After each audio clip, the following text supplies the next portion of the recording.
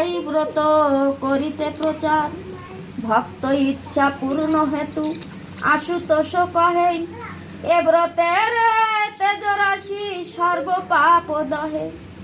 পুরা কালে ছিল রাজা কৌটিল্য নামেতে, গুণবতী পত্নী তার অতি পতিব্রতে। লক্ষ্মী স্বরূপিণী বলি পূজা সর্বজন, চামারিনীর সনে তার হইল মিলন। গোমাংস দেখিতে সাধে রানীর হইল, চামারিনীর প্রতি তবে কহিতে লাগিল। একদিন সঙ্গপনে রাজরানী কয়, দেখাবে গোমাংস মোরে কহি যে তোমায়।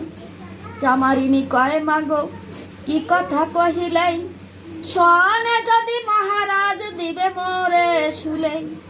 রানী কয়, কিবা ভয় তাহার কারণ, না শুনিবে কবু রাজা এর বিবরণ। লুকায়ে আনিবে মাংস কেহ না দেখিবে,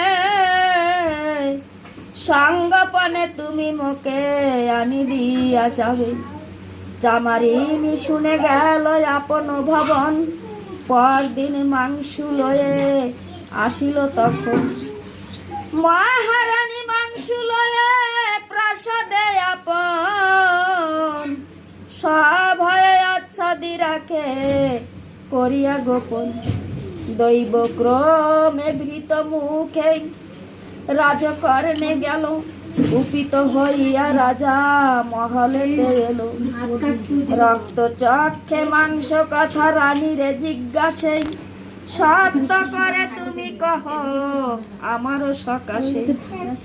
সত্য ছাড়ি মিথ্যা যদি আমারে কহিবে,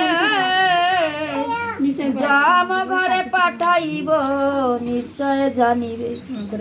ধর্ম কর্মে হও মোর তুমি চির সাথী, তোমার কুকর্ম এই হলো পরিণতি। প্রাণ বিনিময়ে মিথ্যার লালনায় আশ্রয়।